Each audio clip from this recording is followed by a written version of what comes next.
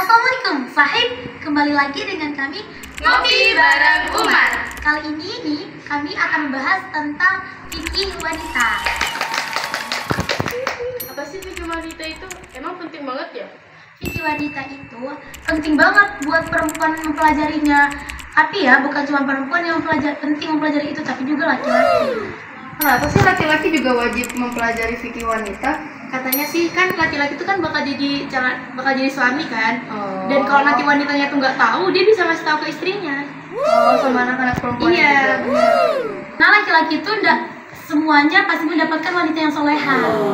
Jadi kalau misalnya dia di waktu dia menikah, dia menemukan wanita yang tidak paham tentang fikih wanita, maka dia bisa mempelajarinya. Berapa lama sih durasi haid bagi perempuan itu yang normal?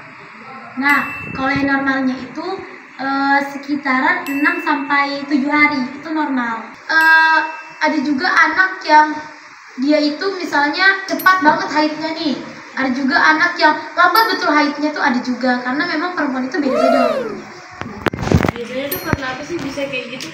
Biasanya tuh karena pikiran, karena juga itu sih yang paling utama, karena pikiran, karena hormonnya, karena stres biasanya. Kan haid ini kan usianya kan pas 9 tahun kan ya. Terus kalau misalnya dia haidnya itu pas umur 8 tahun, itu gimana? Maksudnya haid atau usianya itu? Itu tuh sesuai lagi kayak yang tadi, perhitungan Hijriyah dan Masehi. Nah, karena di Hijriyah itu di 9 tahun Hijriyah, dan di Masehi itu beda lagi. Di 8 tahun, kalau nggak salah ya, ini 8 tahun, 8 bulan, 21 hari. Kalau di Masehi, kalau di Hijriyah itu 9 tahun. Nah, jadi sebelum 9 tahun Hijriyah itu namanya bukan darah haid, tapi darah istihadah atau darah penyakit. Nah, ada juga sebenarnya ya, ini nih yang banyak orang kadang salah paham.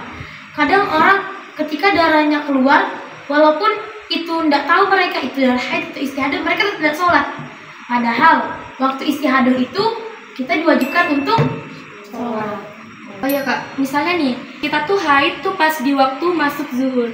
Kita tuh kayak menunda-nunda sholat itu. Ternyata kita baru tahu ternyata kita haid. Nah, itu kita harus nunda sholatnya atau enggak? Nah, itu pertanyaan bagus sih. Soalnya ini dicontohkan, misalnya azan itu di waktu jam 12.20. Lalu kita nunda-nunda sholat nih sampai jam 12.25. Baru kita lihat bahwa kita haid, kita tahu kalau kita haid. Nah, jadi di waktu nanti kita suci, di waktu setelah kita sudah bersih dari hadas haid, maka kita wajib mengqadha sholat zuhur itu, karena itu termasuk dalam kelalaian sholat. Jadi kita tuh wajib bikin kalender haid, karena ya kita tuh nggak tahu. Misalnya kita tuh haidnya berselang berapa hari.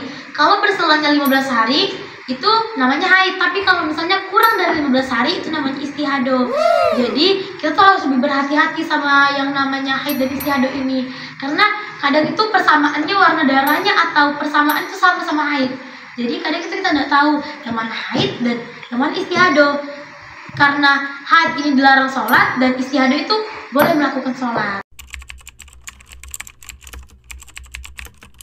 Jadi kita harus mencatat tanggalnya, jamnya, waktunya itu sedetail mungkin. Karena agar apa? Agar kita tidak menunda-nunda yang namanya sholat. Nah, mungkin masih banyak yang dikepoin dari kami. Nanti nonton kami lagi di segmen selanjutnya. Saya Salsabila, saya Ica, Saya April, saya Mary. Sampai jumpa di obrolan kami selanjutnya. Wassalamualaikum warahmatullahi wabarakatuh.